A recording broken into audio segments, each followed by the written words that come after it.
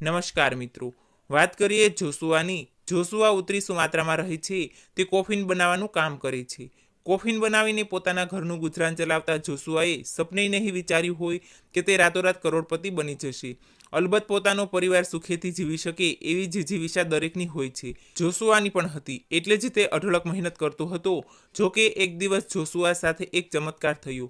આ ચમત્કાર એવો હતો કે તે થયા બાદ જોશુઆને કંઈક કામ કરવાની જરૂર ન પડે.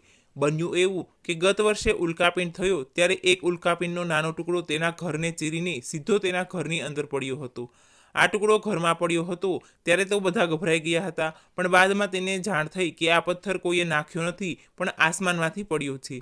તેને ગવર્મેન્ટનો સંપર્ક કર્યો ત્યારે તેને જાણ થઈ કે 2.1 કિલોનો ઉલ્કાપિંડ તેના ઘર પર પડ્યો હતો. તે 4 અરબ વર્ષ જૂનો છે.